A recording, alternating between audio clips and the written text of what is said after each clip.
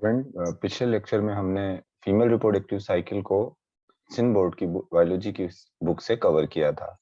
और अब हम देखेंगे कि ये फीमेल रिप्रोडक्टिव साइकिल और इसका जो हार्मोनल रेगुलेशन है उसको फेडरल की बुक यानी नेशनल बुक फाउंडेशन जो है वो किस तरीके से बयान कर रही है।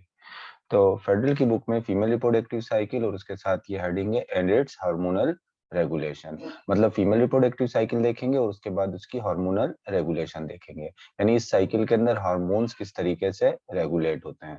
मतलब आपने पिछला लेक्चर अगर आपने सुना है तो उसमें आपको मैंने बताया है कि अपने काम के लिहाज से हार्मोन्स जो हैं वो इस साइकिल में कोई हार्मोन कम भी होता रहते हैं और उनकी कंसंट्रेशन जो है वो बढ़ती भी रहती है।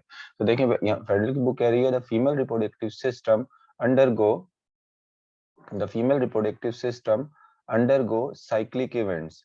Therefore, the sequence of all reproductive events in female reproductive system is called female reproductive cycle. यानी फीमेल की जो रिप्रोडक्टिव सिस्टम है उसकी उसके अंदर जितने भी इवेंट्स होते हैं, मतलब जो जो चीजें होती हैं वो किस मैनर में होती हैं, वो साइक्लिक मैनर में होती हैं।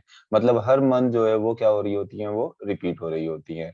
Therefore, the sequence of all reproductive events in a female reproductive system is called female reproductive cycle. इसी वजह से फीमेल के रिप्रोडक्टिव सिस्टम के अंदर जो जो इवेंट्स हो रहे होते हैं, एक प्रोड्यूस हो रहा होता है, अगर एक की फर्टिलाइजेशन नहीं हो रही तो किस तरीके से फिर आगे क्या प्रोसेस होगा, ये तमाम चीजें जो है वो एक साइकिलिक मैनर में होती हैं। इस वजह से इसको हम कहते हैं फीमेल रिप्रोडक्टिव साइकिल और मेंस्ट्रुअल साइकिल। मेल में उस तरह से नहीं है, तो इस वजह से हम मेल के अंदर मेल रिप्रोडक्टिव साइकिल नहीं कह रहे हैं, हम यहाँ पर क्या कह रहे हैं, फीमेल रिप्रोडक्टिव साइकिल, या इसको हम कह रहे हैं मेंस्ट्रुअल साइकिल, क्योंकि ये साइक्लिक मैनर में फीमेल के रिप्रोडक्टिव इवेंट्स होते हैं। The female reproductive cycle primarily divided into two phases. Ovarian cycle included those events that occur in ovaries, and uterine cycle included those events that occur in the uterus. मतलब जो female की reproductive cycle है, ये जो menstrual cycle है, इसको आप दो फेजेस में डिवाइड कर सकते हैं मेनली। वैसे तो इसके तीन होते हैं, लेकिन मेनली आप इस तरह डिवाइड कर सकते हो कि अब इस रिप्रोडक्टिव साइकिल के दौरान जो ओवरीज में जो चेंज आ रहा है, मतलब जो चेंज ओवरी में आ रहा है उसको आप ओवेरियन साइकिल कह लो, और जो यूट्रस में चेंज आ रहा है उसको क्या कह लो, उसको आप कह लो यूट्राइन साइकिल। ये दोनों मिलाकर मतलब ओवेरियन और ये जो यूट्राइन साइकिल है, इन दोनों को मिलाकर आप क्या कह लो, इन दोनों को मिलाकर कह लो मेंस्ट्रुअल साइकिल। मतलब मेंस्ट्रुअल साइकिल में कुछ इवेंट जो है वो ओवरीज में होते हैं और कुछ जो है वो किस में होते हैं, बेसिकली जो है वो यूट्रस के अंदर होते हैं। The events of ovarian cycle are very well coordinated with events of uterine cycle. आपको बताइए जो ओवरीज के अंदर जो चेंज आ रहा होता है वही फिर ओवरीज के अंदर की साइकिल जो है वो यूट्राइन साइकिल के साथ क्या करती है, कोरिलेट करती है। जिस तरह मैंने आपको बताया था कि कॉर्पस ल्यूटियम प्रोजेस्टेरोन सीक्रेट करता है, प्रोजेस्टेरोन यूट्रस को प्रिपेयर करता है किसके लिए, प्रेगनेंसी के लिए। मतलब दोनों जो है वो आपस में क्या है, आपस में जो है वो को रिलेटेड है। इसके अलावा कहते हैं कि based upon change that hormonal regulation, the cycle can be divided into three phases। यानी साइकिल को आप कितने फेजेस में डिवाइड कर सकते हो, तीन में। एक मेंस्ट्रुअल फेज हो गया, एक प्रोलिफरेटिव फेज हो गया, और तीसरे नंबर पर कौन सा हो गया, सिक्योरिटी फेज। ये तीन फेजेस में इसको क्या किया जा सकता है, डिवाइड किया जा सकता है। अब इधर देखें, सबसे पहले है मेंस्ट्रुअल फेज। सबसे पहले क्या है, ये menstrual phase day 1 to day 6। मिसाल के तौर पे अगर ये एक लेडी है और इसकी जो है ये मेंस्ट्रुअल साइकिल अगर स्टार्ट होती है, तो अब मेंस्ट्रुअल साइकिल को जो हम काउंट करते हैं वो कहाँ से काउंट करते हैं, जो फर्स्ट डे ऑफ ब्लीडिंग है। यानी फर्स्ट डे ऑफ ब्लीडिंग से लेके 5th डे तक, यानी 5वें दिन तक जो मेंस्ट्रुअल साइकिल का जो पार्ट होगा, उस पार्ट को हम क्या कहेंगे, उसको हम कहेंगे मेंस्ट्रुएशन फेज। और इसमें क्या होता है, अगर हम देखें तो in this menstruation phase, your uterus shed all of the deepest layer of its endometrium। यानी एंडोमेट्रियम की जो डीपेस्ट लेयर होती है, मिसाल के तौर पे जो एंडोमेट्रियम है, ये जो व्हाइट कलर का मैं नीचे से शो कर रहा हूँ, सबसे इनर जो लेयर है यूट्रस की, इसको हम क्या कह रहे हैं, इसको हम कह रहे हैं एंडोमेट्रियम। और एंडोमीट्रियम की जो डीपेस्ट लेयर है, सबसे नीचे वाली जो लेयर है, इसको मैं यहाँ शो कर देता हूँ, ये जो कि प्रेगनेंसी को मेंटेन करने के लिए बनी है, ये येलो वाली लेयर। और तो जब मेंस्ट्रुएशन फेस होता है तो उस दौरान क्या होता है कि ये जो डीपेस्ट लेयर है किसकी, एंडोमीट्रियम की, ये क्या हो जाती है, ये शेड हो जाती है। मतलब ये वेजाइना के थ्रू जो है वो क्या हो जाएगी, पास आउट हो जाएगी। The thick hormonal dependent functional layer, और ये जो डिपेंड्स यहाँ पर लेयर है, ये क्या है, ये किस पर डिपेंड कर रही थी, ये डिपेंड कर रही थी हार्मोन्स पर, यानी हार्मोन डिपेंडेंट सबसे अंदर की जो डीपेस्ट लेयर है, या जिसको आप फंक्शनल लेयर कह रहे हैं। फंक्शनल लेयर क्यों कह रहे हैं, क्योंकि प्रेगनेंसी के दौरान एम्ब्रियो जो है वो इसी के साथ अटैच होगा। अब इस लेयर को जो मेंटेन करके रखा हुआ था, आपको पता है इसको मेंटेन किसने करके रखा हुआ था, जो ओवरी के अंदर कॉर्पस ल्यूटियम है, इससे प्रोजेस्टेरोन सीक्रेट हो रहा था, और प्रोजेस्टेरोन ने क्या किया था, प्रोजेस्टेरोन ने इसको मेंटेन करके रखा हुआ था। कौन सी वाली लेयर को, सबसे इनर और डीपेस्ट लेयर, जिसको हम क्या कह रहे हैं, फंक्शनल लेयर भी कह रहे हैं।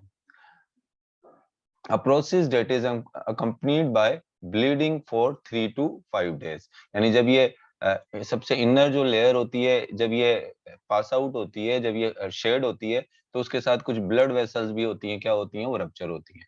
यहाँ पर कुछ ब्लड वेसल्स होती हैं, वो भी क्या हो जाती हैं, वो भी रप्चर होती हैं, ब्रेक डाउन हो जाती हैं, जिसकी वजह से क्या होता है, ये लेयर जो है वो ब्लीडिंग के साथ जो है वो क्या हो जाती है, पास होती है। तकरीबन 3 to 5 days तक ये चलता है।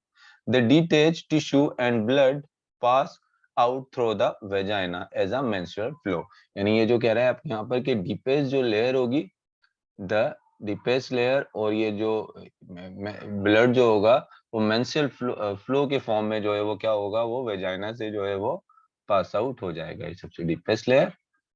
और इसके साथ ही ब्लड जो है वो वेजाइना से क्या होगा, पास आउट हो जाएगा as a menstrual flow. At the beginning of this stage, ovarian hormone are at their lowest level, and gonadotropin hormone are begin to rise. Then follicle stimulating hormone level begin to rise. कहता है जब ये ये कौन सा वाला face होता है, जब ये मेंस्ट्रुएशन फेस होता है at the beginning of this stage, यानी ये जो स्टेज है मेंस्ट्रुअल फेस है, जब इसकी बिगनिंग हो रही होती है, तो जो ओवरी के हार्मोन होते हैं, ओवरी के हार्मोन कौन से होगा, एक तो हो गया ये आपका प्रोजेस्टेरोन। जब कॉर्पस ल्यूटियम खत्म हो जाता है तो आपको पता है प्रोजेस्टेरोन भी अपने जो है वो कम हो जाता है। इसके अलावा जो दूसरे नंबर पर जो एस्ट्रोजन हार्मोन है, उसका लेवल भी क्या हो जाता है, लो हो जाता है।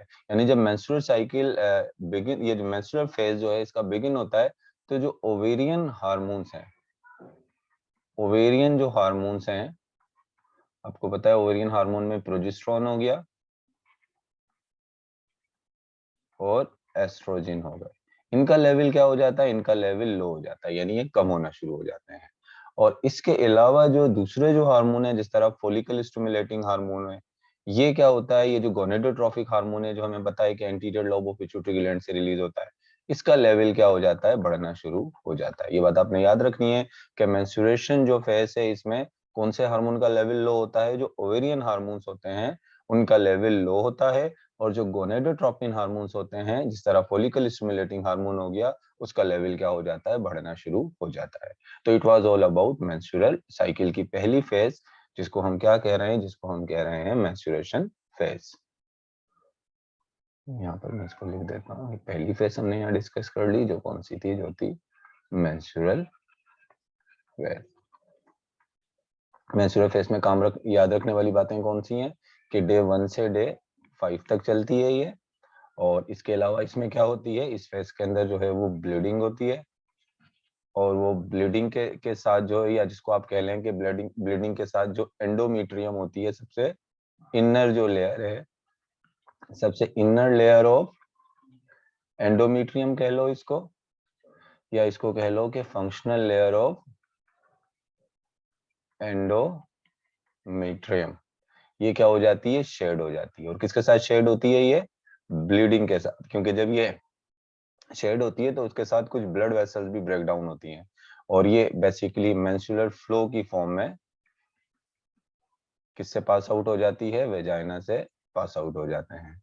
और ये भी याद रखना है कि कौन से हार्मोन जो है वो लो, जब इसकी बिगनिंग होती है तो कौन से वाले हार्मोन लो होते हैं, ओवेरियन हार्मोन जो है, जिस तरीके से एस्ट्रोजन हो गया, प्रोजेस्टेरोन, ये इसकी कंसंट्रेशन कम हो जाती है, और जो प्रोजेस्टेरोन और जो फॉलिकल स्टिमुलेटिंग हार्मोन है उसकी सिक्रीशन क्या हो जाती है, ज्यादा हो जाती है। आप यहाँ पर तस्वीर में भी देख सकते हैं, यहाँ पर जो ओवेरियन साइकिल, मतलब ओवेरियन साइकिल यहाँ पर ओवरीज का पार्ट दिखाया है, और यहाँ पर यूट्राइन साइकिल मतलब यहाँ पर यूट्रस दिखाया है। एक तरीके से देखा तो ये यूट्रस की वॉल है, ये सबसे इनर मोस्ट लेयर है किसकी, या डीपेस्ट लेयर है किसकी, है यूट्रस की। इसको मैं रेड कलर से शो करता हूँ। यहाँ पर आप देखें तो ये यूट्रस की लेयर है, ये यूट्रस को शो किया जा रहा है, और यहाँ पर जो किसको शो किया जा रहा है, ओवरीज को जो है वो शो किया जा रहा है। अब आप इधर देखेंगे, ये जब यहाँ पर ये फर्स्ट जो है, ये कौन सा है, ये है मेंस्ट्रुएशन, यानी फर्स्ट फेज है, पहला फेज। अब आप इसमें देखें कि ये जो हार्मोन है, ये इधर जो है वो ये एस्ट्रोजन को शो कर रहा है। ये कलर कौन सा, ये जो येलो कलर है, ये किसको शो कर रहा है, एस्ट्रोजन को। तो एस्ट्रोजन का लेवल जो है वो यहाँ पर क्या है, कम है। और आप देखें तो ये जो ग्रीन कलर है, ये प्रोजेस्टेरोन को शो कर रहा है। तो ये जो साइकिल जब स्टार्ट हो रही है, तो आप यहाँ देखें एस्ट्रोजन, और दूसरे नंबर पर ये जो ग्रीन कलर में, ग्रीन कलर से जो यहाँ पर बनाया हुआ है, यहाँ पर ये देखें जो लेयर जा रही है प्रोजेस्टेरोन, ये प्रोजेस्टेरोन और एस्ट्रोजन का लेवल देखें यहाँ पर क्या है, ये लो हो गया है, ये लो हुआ।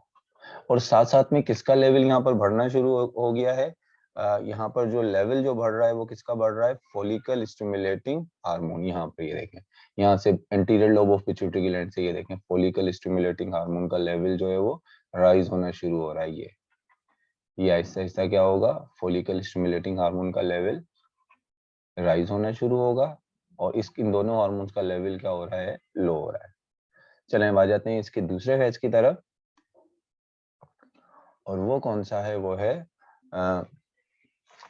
इसको कहते हैं प्रोलिफरेटिव।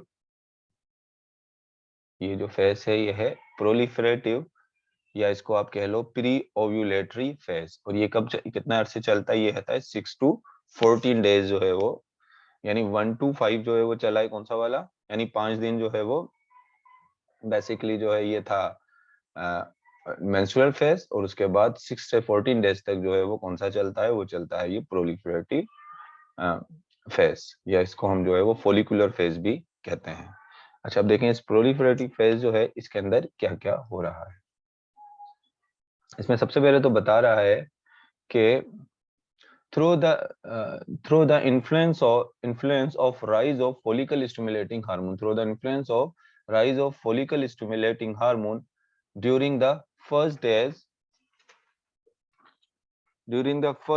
of the cycle, यानी साइकिल का जो फर्स्ट डे होता है, यानी एक दफा जो मेंस्ट्रुएशन हो गई, मेंस्ट्रुअल फ्लो हो गया, तो उसके उसी के साथ साथ आहिस्ता आहिस्ता जो है वो कौन सा हार्मोन जो है वो इंक्रीज होना शुरू हो जाएगा। उसके साथ साथ ही एक दूसरा हार्मोन होता है जो इंटीरियर लोब से जो है वो इंक्रीज होता है, जिसको हम क्या कहते हैं, फॉलिकल स्टिमुलेटिंग हार्मोन। यहाँ पर मैं ओवरी बना रहा हूँ ये, और क्या राइज होता है इस दौरान, फॉलिकल स्टिमुलेटिंग हार्मोन जो है वो, फॉलिकल स्टिमुलेटिंग हार्मोन राइज हो जाता है। कहता है कि अब फॉलिकल स्टिमुलेटिंग हार्मोन का काम क्या है, a few ovarian follicle are stimulated, यानी यहाँ पर मैंने आपको बताया था कि ओवरी के अंदर क्या होते हैं, ओवेरियन फॉलिकल्स होते हैं, और इन फॉलिकल्स के अंदर क्या होते हैं, एग्स होते हैं।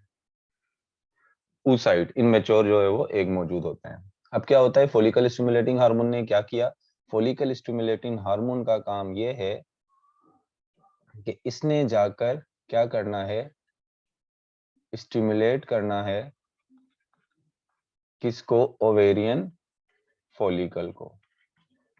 अब तमाम के तमाम ओवेरियन फॉलिकल, एक से ज्यादा ओवेरियन फॉलिकल स्टिमुलेट होंगे, लेकिन तमाम के तमाम ओवेरियन फॉलिकल मैच्योर नहीं होंगे। इनमें से एक ओवेरियन फॉलिकल क्या हो जाएगा, मैच्योर हो जाएगा। बाकी जितने भी ओवेरियन फॉलिकल थे वो क्या हो गए, वो बेसिकली जो है वो डिजेनरेट हो गए, वो खत्म हो गए। अब जो ओवेरियन फॉलिकल मैच्योर हो गया उसको हम क्या कह रहे हैं, उसको हम कहेंगे ग्राफिन फॉलिकल। और जो ओवेरियन फॉलिकल डिजेनरेट हो गए, खत्म हो गए, तो उस प्रोसेस को हम क्या कहेंगे, उसको हम कहेंगे फॉलिकल एट्रीशिया,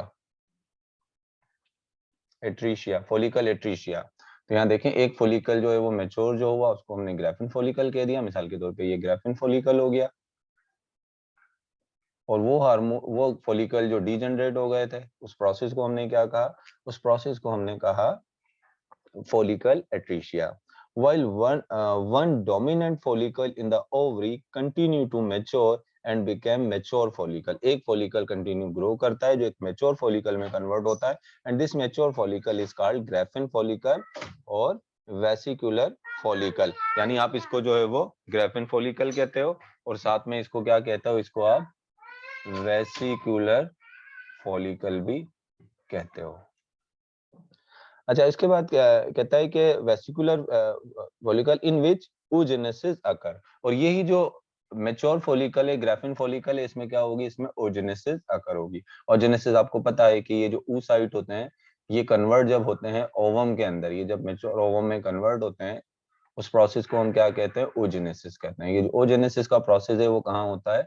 वो बेसिकली इन ग्राफिन फॉलिकल के अंदर ही या इस वेसिकुलर फॉलिकल के अंदर ही जो है ये प्रोसेस होता है। उसके बाद देखें आगे जो है वो, आगे आपकी बुक में जो है वो कह रहा है कि follicle stimulating hormone also stimulate the graafian follicle to secrete estrogen which in turn govern the vascularization of endometrium lining of uterus wall। अब देखें ग्राफिन फॉलिकल का जो है वहां पर, यहाँ पर आपकी बुक ग्राफिन फॉलिकल का एक और काम भी बता रही है कि ग्राफिन फॉलिकल के अंदर एक तो ये होगा कि इसके अंदर oogenesis होगी, यानी एक जो है वो ओवम की जो है वो मेच्योर होना शुरू करता है, और इसके अलावा जो मियोटिक डिविजन्स होती हैं वो इसके अंदर होंगी, और इसके अलावा जो ये ग्राफिन फॉलिकल है ये एक हार्मोन भी सिक्रीट करता है जिसको हम क्या कह रहे हैं? जिसको हम कह रहे हैं प्रोजेस्टेरोन।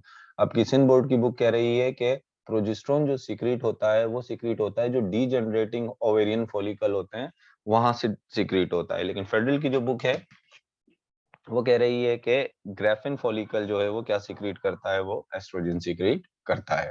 वैसे नॉर्मली जो है वो जो डीजनरेटिंग ओवेरियन फॉलिकल्स होते हैं वहां से क्या सिक्रीट होता है? वहां से जो है वो एस्ट्रोजन जो है वो सिक्रीट होता है।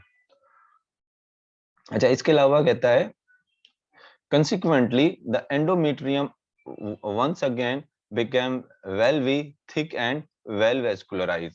यानी यहाँ से जो है वो, सॉरी, ग्राफिन फॉलिकल से प्रोजेस्टेरोन सिक्रीट नहीं होगा, ग्राफिन फॉलिकल से सिक्रीट होगा एस्ट्रोजन। प्रोजेस्टेरोन तो जो सिक्रीट होगा वो कहाँ से सिक्रीट होगा? प्रोजेस्टेरोन सिक्रीट होगा बेसिकली कॉर्पस ल्यूटियम से। यहाँ से क्या अभी अभी फिलहाल क्या सिक्रीट होगा? ग्राफिन फॉलिकल से एस्ट्रोजन। और जो सिंध बोर्ड की बुक है वो कह रही है कि जो डीजनरेटिंग फॉलिकल्स होते हैं इन्हीं से क्या सिक्रीट होता है? इनसे एस्ट्रोजन सिक्रीट होता है। अब ये एस्ट्रोजन जाकर काम क्या करता है? ये एस्ट्रोजन जाकर ये काम करता है कि ये जो एंडोमीट्रियम की सबसे जो इनर लेयर थी, सबसे यूट्रस की जो इनर लेयर थी एंडोमीट्रियम, इसमें क्या करता है? इसको जो है वो इधर सेल डिवाइड करा के इसको क्या कर देता है? इसको थिक कर देता है।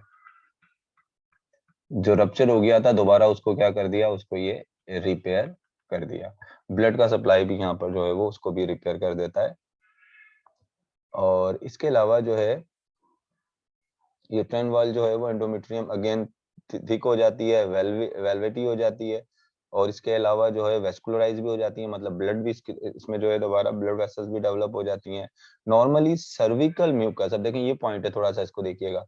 Cervical mucus is thick and sticky but rising estrogen level cause it to to thin and become crystalline, forming channel that facilitate the passage of sperm into the uterus। अब इधर देखिए ये जो सर्विकल पोर्शन है, यहाँ पर क्या होता है? आपको पता है कि यहाँ पर होता है म्यूकस।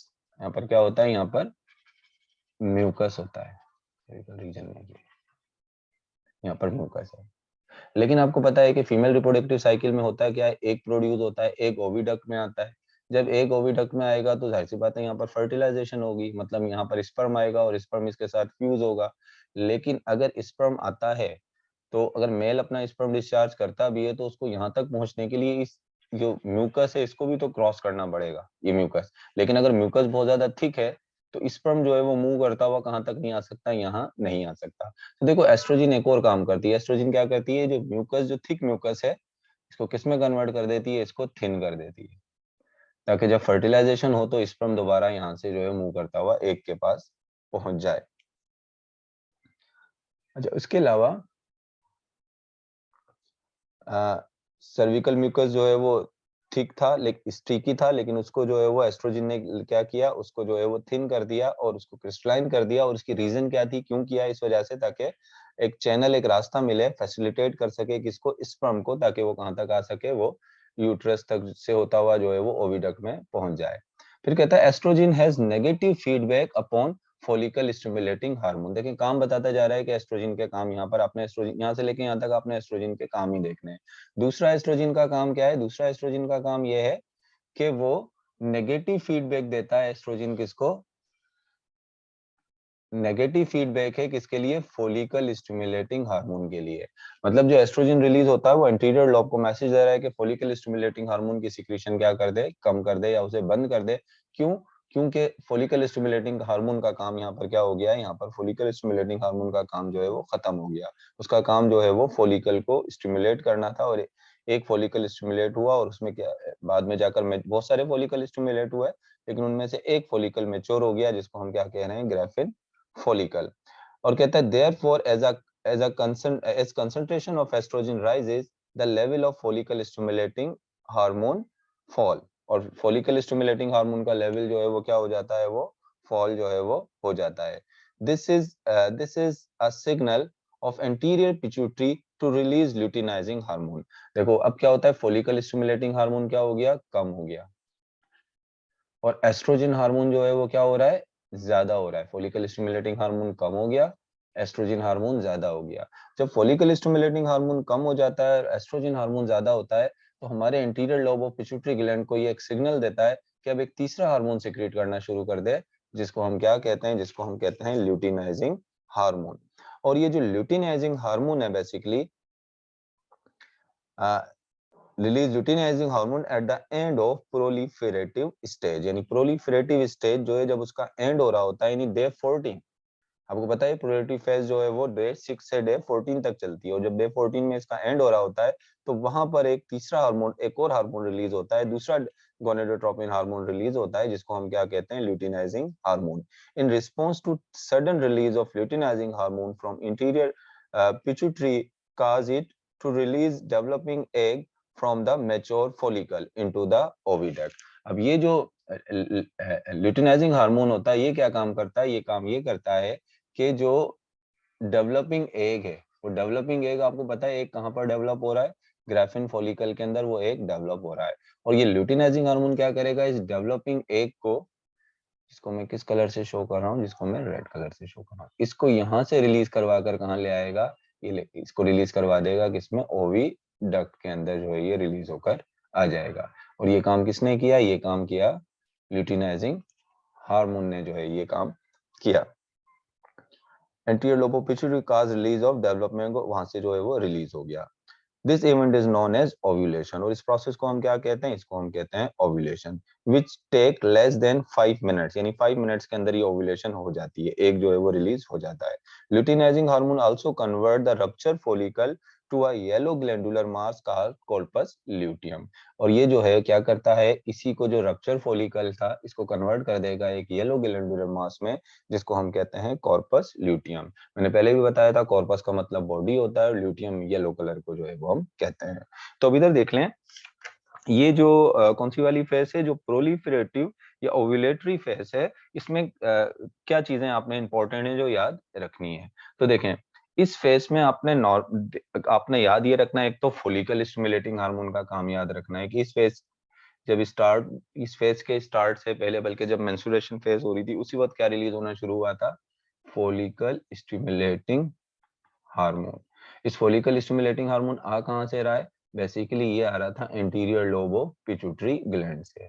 ये ओवरी की तरफ आया, ओवरी के पास आकर इसने क्या किया, इसने स्टिमुलेट किया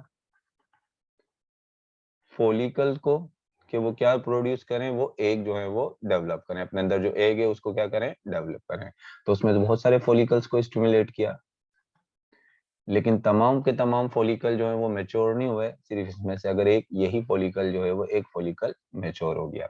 जो फॉलिकल मैच्योर हुआ उसको क्या नाम दिया, उसको नाम दिया ग्राफिन फॉलिकल का। बाकी ये 3 जो थे ये क्या हो गए, ये डीजेनरेट हो गए, ये खत्म हो गए। और जब ये बाकी जो डीजेनरेट हो गए तो इस प्रोसेस, इसको हमने नाम क्या दिया, इस प्रोसेस को हम क्या कहेंगे, इसको हम कहेंगे फॉलिकल एट्रेसिया।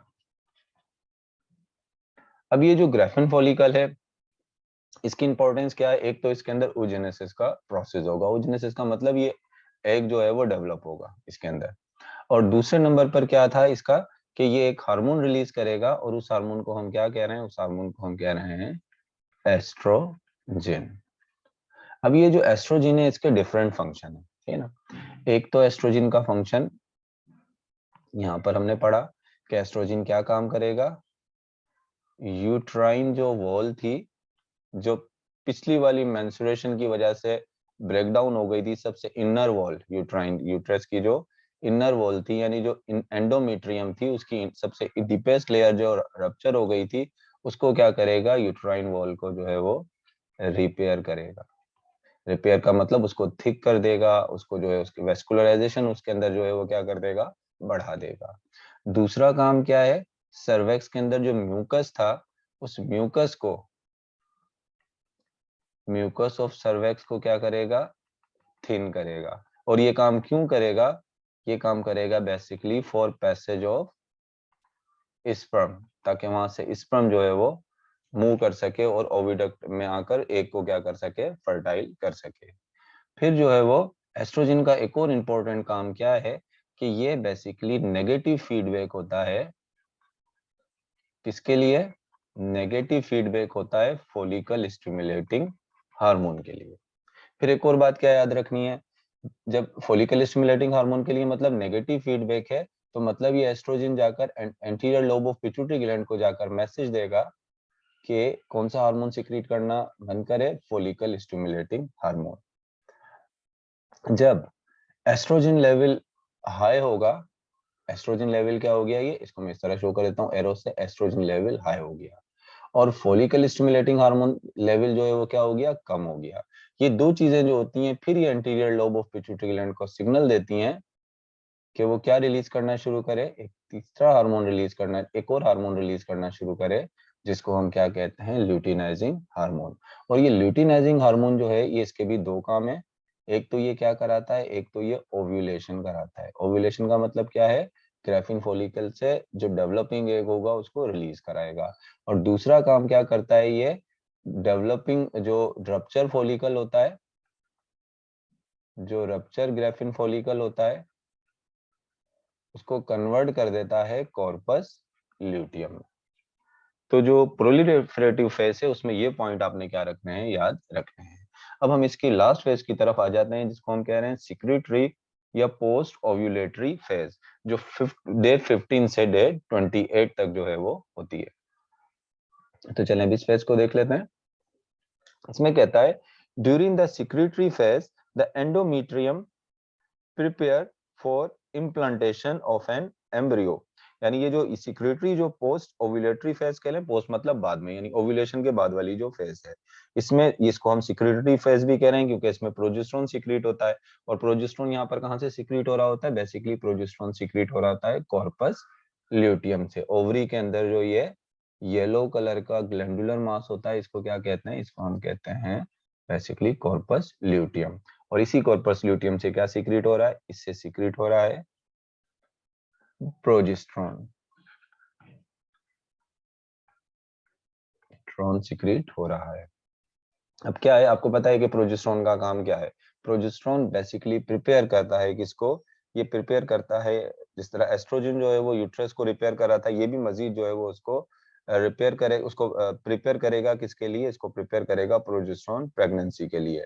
तो यहाँ पर आपकी बुक में कह रहा है, for endometrium prepare for implantation of an embryo. यानी जो एंडोमेट्रियम है, मिसाल के तौर पे अगर मैं यहाँ सिर्फ एंडोमेट्रियम ही ड्रा करूँ, दूसरा पार्ट ड्रा नहीं कर रहा हूँ फीमेल रिप्रोडक्टिव सिस्टम का, ये एंडोमेट्रियम है। एंडोमेट्रियम में सर्वेक्स हो गया, उसके बाद ये यूट्रस का पार्ट हो गया वेजाइना। अब एंडोमेट्रियम यूट्रस की सबसे इनर लेयर है। अब ये जो यूट्रस की सबसे इनर लेयर है वो प्रिपेयर कैसे हो रही है, पहले तो इस काम किसने किया था, एस्ट्रोजन ने किया था, कि इसको थिक कर दिया था। ये सेल डिवाइड हुए तो इसको क्या किया, थिक किया। अब क्या होगा, प्रोजेस्टेरोन इस एंडोमेट्रियम लेयर को मजीद क्या करेगा, मजीद जो है वो इस तरह क्या कर देगा, इसको थिक कर देगा, सेल डिवाइड करवा के इसको मजीद थिक करेगा। इसके अंदर ब्लड वेसल्स जो है वो मजीद क्या कर देगा, बढ़ा देगा। और उसके साथ यहाँ इसको ग्लैंडुलर भी कर देगा, यानी इसमें से कुछ सिक्रीशंस रिलीज होंगी। इसमें से क्या होंगी, ये ग्लैंडुलर हो जाएगा, इसमें से कुछ सिक्रीशंस रिलीज होंगी, ये स्टिकी हो जाएगा। एंडोमेट्रियम स्टिकी क्यों होगा, ताकि वो जो एग था, ओविडक्ट के अंदर एग है, जब उसकी फर्टिलाइजेशन होगी तो वो आकर किसके साथ अटैच हो जाएगा, वो इस यूट्रस के साथ की जो एंडोमेट्रियम है इसके साथ अटैच हो जाएगा। स्टिकी होने का फायदा ये होता है, इसके साथ आकर क्या होगा, अटैच होगा। और जब ये इसके साथ अटैच होगा तो उस प्रोसेस को हम क्या कहते हैं, उसको हम कहते हैं इम्प्लांटेशन। फर्टिलाइज एग जब यूट्रस की वॉल के साथ अटैच होता है तो इस प्रोसेस को क्या कह रहे हैं, इसको हम कह रहे हैं इम्प्लांटेशन। तो उस इम्प्लांटेशन के लिए एक फर्टिलाइज एग को या जाइगोट को यूट्रस की वॉल के साथ अटैच करने के लिए इस फेज के अंदर, सिक्रेटरी फेज के अंदर, या जिसको पोस्ट ओव्यूलेटरी फेज कह रहे हैं, इसके अंदर यूट्रस को प्रिपेयर किया जाता है। और प्रिपेयर करता कौन सा हार्मोन है, इसमें rising level of progesterone from the corpus luteum, यानी कॉर्पस ल्यूटियम से आप देखें ये क्या है, ये है कॉर्पस ल्यूटियम। यहाँ से प्रोजेस्टेरोन लेवल क्या हो रहा है, प्रोजेस्टेरोन हाई प्रोजेस्टेरोन लेवल जो है वो बढ़ रहा है, प्रोजेस्टेरोन यहाँ से सीक्रेट हो रहा है। Act as a estrogen prime endometrium, यानी एक तो एस्ट्रोजन ने उसको जो है वो प्रिपेयर थोड़ा बहुत उसको थिक किया था, उसको मजीद अब जो उसको एनहांस करेगा वो कौन करेगा, वो प्रोजेस्टेरोन जो है वो करेगा। causing the arteries to elaborate and converting the functional layer of glandular secretory layer, यानी जो नीचे वाली जो फंक्शन, एक तो आर्टरीज को बढ़ा देगा, ब्लड वेसल इतनी आर्टरीज हैं, इसके अलावा ये जो फंक्शनल लेयर है इसको किसमें कन्वर्ट करेगा, ग्लैंडुलर लेयर में। यानी यहाँ पर ग्लैंड्स जो हैं या यहाँ सिक्रीशन जो है वो कुछ ग्लैंड्स ऐसे होंगे जो म्यूकस सिक्रीशन जो है वो इस तरह से क्या करेंगे, वो रिलीज करेंगे। यानी जो एस्ट्रोजन था वो उसको थिक कर रहा था, प्रोजेस्टेरोन मजीद थिक कर रहा है, लेकिन प्रोजेस्टेरोन उसके साथ साथ एक काम और क्या कर रहा है, प्रोजेस्टेरोन जो है वो बेसिकली जो है वो जो फंक्शनल लेयर है, सबसे नीचे वाली जो एंडोमेट्रियम जो फंक्शनल लेयर है, जो किसने बनाया, बेसिकली फंक्शनल लेयर जो है वो बनाने में जो हेल्प की थी वो एस्ट्रोजन ने की थी, वो इस फंक्शनल लेयर को जो है वो किसमें कन्वर्ट कर देगा, ग्लैंडुलर में। यानी इसको ग्लैंडुलर लेयर में जो है वो क्या कर रहा है, कन्वर्ट कर रहा है, कौन, प्रोजेस्टेरोन। और यहाँ पर कौन से वाले ग्लैंड्स बन जाते हैं, यूट्राइन ग्लैंड, यानी इस यूट्रस के अंदर भी कुछ ग्लैंड प्रोड्यूस होते हैं जिनको हम क्या कहेंगे, uterine gland. The uterine gland enlarge, यानी यूट्राइन ग्लैंड क्या हो जाते हैं, फिर ये इनलार्ज होते हैं, coil and begin to secrete nutritious glycogen into the uterine cavity। ये जो ग्लैंड्स होते हैं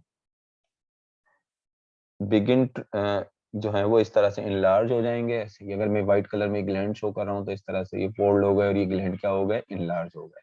और ये ग्लैंड क्या सिक्रीट करना शुरू कर देते हैं, glycogen rich nutrition into the uterine cavity, यानी ग्लाइकोजन रिच न्यूट्रिशन जो है वो यूट्राइन कैविटी में रिलीज करते हैं। क्यों रिलीज करते हैं, क्योंकि वो जो एम्ब्रियो यहाँ पर आकर अटैच होगा, सॉरी यहाँ पर अगर आप देखें तो डायरेक्ट जाइगोट आकर अटैच नहीं होता, पहले जो ओविडक्ट होते हैं, ओविडक्ट के अंदर जो है ये जाइगोट वहीं डिवाइड हो जाता है, डिवाइड होके क्या बना लेता है, ब्लास्टोसिस्ट।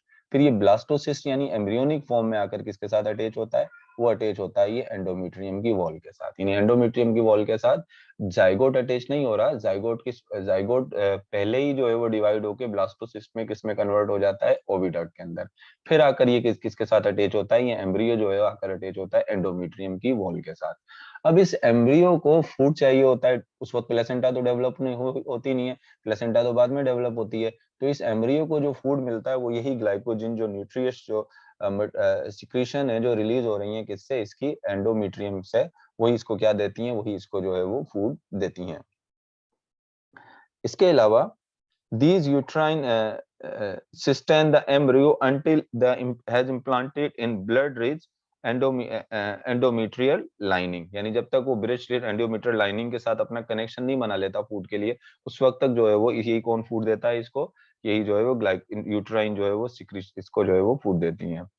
इफ फर्टिलाइजेशन नॉट अकर, अगर फर्टिलाइजेशन नहीं होती, देखो अगर फर्टिलाइजेशन नहीं हो रही तो क्या होगा, ये एक जो है वो एक की तो मतलब 48 आवर्स तक तो एक रहता है, उसके बाद क्या हो जाता है, वो एक यहाँ पर ओविडक्ट के अंदर खत्म हो जाएगा। जब फर्टिलाइजेशन नहीं होगी तो एक तो खत्म हो गया, और जब उसके बाद फिर कुछ टाइम के बाद ये कॉर्पस ल्यूटियम भी खत्म हो जाता है। जब कॉर्पस ल्यूटियम खत्म हो जाता है तो प्रोजेस्टेरोन भी क्या हो जाता है, खत्म हो जाता है। तो यही आपकी बुक भी कह रही है, if fertilization has not occurred, the corpus luteum begin to degenerate toward the end of secretory phase। यानी secretory phase का जब एंड होता है तो ये कॉर्पस ल्यूटियम क्या हो गया, ये डीजनरेट हो गया, कॉर्पस ल्यूटियम जो है वो खत्म हो गया।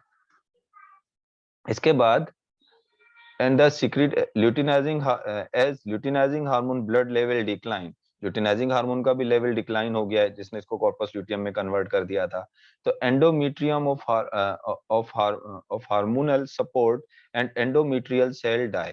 और ये जो एंडोमेट्रियल को जो है हार्मोनल सपोर्ट मिली हुई थी क्योंकि प्रोजेस्टेरोन से मिली हुई थी, और प्रोजेस्टेरोन तो सीक्रेट नहीं हो रहा, तो ये सेल क्या होने चाहिए, जो फंक्शनल लेयर जो बनी थी सबसे नीचे, जो बेसिकली प्रेगनेंसी के लिए जो लेयर बनी थी वो नॉर्मली यूट्रस में होती नहीं है, किस वक्त बनी है, प्रेगनेंसी के लिए डेवलप हुई थी, वो उसके सेल्स आहिस्ता आहिस्ता क्या होना शुरू हो जाएंगे, डाई होना जो है वो शुरू हो जाएंगे।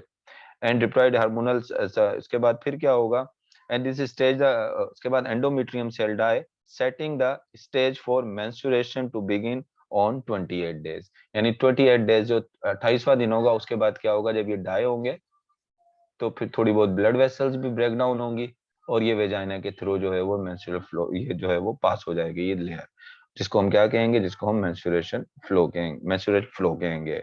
इन human begin menstrual cycle ceases around the age of 50, यानी 50 की एज में जो है मेंस्ट्रुअल साइकिल क्या हो जाती है, स्टॉप हो जाती है, और इसको हम क्या कहते हैं, इसको हम मेनोपॉज कहते हैं। Cyclic menstruation is an indicator of normal reproductive life of female and extend between menarche first menstruation and menopause. यानी ये जो नॉर्मल एक जो मेंस्ट्रुएशन फीमेल की होती है, ये किसको शो करती है, उसकी नॉर्मल रिप्रोडक्टिव बिहेवियर को, मतलब नॉर्मल जो रिप्रोडक्टिव सिस्टम है उसको शो कर रही है। और ये स्टार्ट मेनार्की यानी फर्स्ट मेंस्ट्रुएशन जब होती है इसको मेनार्की कहते हैं, और जब वो स्टार्ट होती है, इस खत्म हो जाती है तो उसको मेनोपॉज कह रहे हैं। और फीमेल का रिप्रोडक्टिव पीरियड यही होता है मेनार्की से लेके मेनोपॉज तक, यानी 13 ईयर ऑफ एज से लेके अराउंड 50 ईयर ऑफ एज तक। तो अब देखें ये लास्ट वाली जो हमने फेज पढ़ी है, तो इसमें जो है वो इंपॉर्टेंट चीजें कौन सी थी जो हमने जो है वो यहाँ पर इसको जो है वो याद रखना है। तो इस जो ये जो स्टेज थी इसमें जो याद रखने वाली बात है, इसमें सबसे इंपॉर्टेंट रोल यहाँ पर जो सिक्रीटरी फेज जो हम इसको कह रहे हैं, तो सबसे इंपॉर्टेंट रोल जो प्ले कर रहा है वो प्ले कर रहा है कॉर्पस ल्यूटियम। कॉर्पस ल्यूटियम क्या सीक्रेट कर रहा है, कॉर्पस ल्यूटियम सीक्रेट कर रहा है प्रोजेस्टेरोन। और ये जो प्रोजेस्टेरोन है ये बेसिकली क्या करता है, ये जो एंडोमेट्रियम की फंक्शनल लेयर है, फंक्शनल लेयर को सबसे इनर मोस्ट जो एंडोमेट्रियम की फंक्शनल लेयर है उसको किसमें कन्वर्ट कर देता है, उसको कन्वर्ट कर देता है ग्लैंडुलर लेयर में। यानी उसके अंदर जो यूट्राइन ग्लैंड्स हैं उनकी तादाद बढ़ा देता है। और जब ग्लैंडुलर लेयर होती है तो वो क्या सीक्रेट करता है, ये सीक्रेट करता है न्यूट्रिशन ग्लाइकोजन रिच, यानी जो वो न्यूट्रिटिव फ्लूइड जो रिलीज करता है वो किससे रिच होता है, न्यूट्रिटिव रिच ग्लाइकोजन फ्लूइड। और ये ग्लाइकोजन बेसिकली जो है वो एम्ब्रियो जब आकर इम्प्लांट होता है, मतलब यूट्रस के साथ जब अटैच होता है, तो वो उस एम्ब्रियो को ये ग्लाइकोजन रिच फूड जो है वो क्या प्रोवाइड करता है, वो उसको फूड प्रोवाइड करता है कंटिन्यू। फिर उसके बाद जब इस तरीके से डेवलपमेंट चलती है। लेकिन अगर फर्टिलाइजेशन नहीं होती है, fertilization not occur, corpus luteum खत्म, प्रोजेस्टेरोन खत्म, और उसके बाद फिर क्या होता है, ये जो ग्लैंडुलर लेयर या जो फंक्शनल लेयर है ये ब्लीडिंग के साथ पास आउट हो जाती है। और इसी को हम क्या कहते हैं, इसको हम कहते हैं मेंस्ट्रुएशन। और मेंस्ट्रुएशन के बाद फिर दोबारा ये साइकिल जो है वो रिपीट होती है। अच्छा, एक तस्वीर दी हुई है आपकी बुक के अंदर, इस तस्वीर को थोड़ा सा देख लें। एक यहाँ पर देखें, क्या इस तस्वीर में बेसिकली बताया क्या जा रहा है, ये बेसिकली इसके ये तीन जो है वो तीन फेजेस बताए, एक मेंस्ट्रुएशन, फिर प्रोलिफेरेटरी फेज, और ये सिक्रीटरी फेज। उसके बाद फिर दोबारा मेंस्ट्रुएशन स्टार्ट हो गई, 1 से लेके तकरीबन 28 डेज, 27 से आगे बस 28 डेज है, ये डेज पूरी जो है वो बताया है कि इस पूरे डेज के अंदर ये यूट्रस है, ये यूट्रस की वॉल है, ये नीचे दिखा रहे हैं यूट्रस की जो वॉल है इसमें क्या तब्दीली आती है, ये पूरी यूट्रस की वॉल है। और साथ में ये ओवरीज दिखाया है कि ओवरी के अंदर क्या तब्दीली आती है, यहाँ से लेके यहाँ तक ये स्ट्रक्चर जो है वो किसको दिखा रहा है, ये ओवरीज है। और यहाँ से लेके यहाँ तक क्या है, ये यूट्रस है। और इसमें जो ये जो दिखाएं डिफरेंट कलर से जो ये लेवल हाई और वेव्स जो बनाई हुई है, ये क्या है, ये हार्मोन्स है। अब जिस तरह ये ग्रीन कलर की जो वेव बनाई हुई है, ये प्रोजेस्टेरोन हार्मोन है, ये एस्ट्रोजन है। सही। अब ये ब्लू कलर का जो हार्मोन है, ये फॉलिकल स्टिमुलेटिंग हार्मोन है। ये पर्पल में जो दिखाया गया है, ये क्या है, ये ल्यूटिनाइजिंग हार्मोन।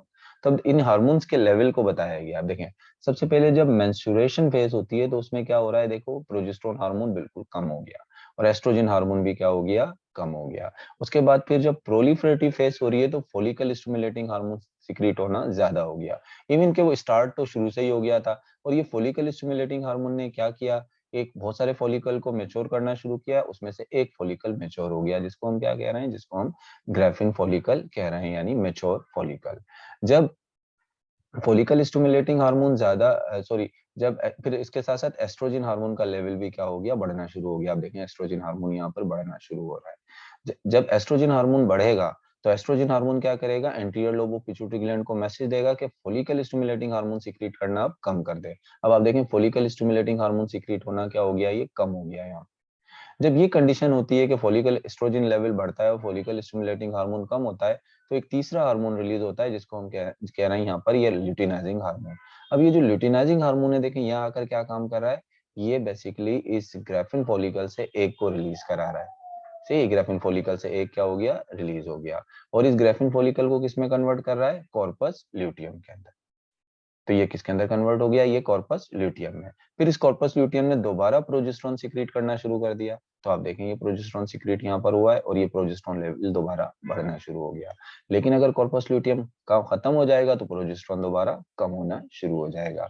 और जब प्रोजेस्टेरोन कम होना शुरू होगा तो ये यूट्रस की सबसे ऊपर वाली जो वॉल है, ये शेड होना क्या हो जाएगी, शुरू हो जाएगी। So it was all about menstruation, female reproductive cycle. और ये हमने फीमेल रिप्रोडक्टिव साइकिल कहाँ से कवर किया, ये कवर किया आपकी फेडरल बुक मतलब नेशनल बुक फाउंडेशन से।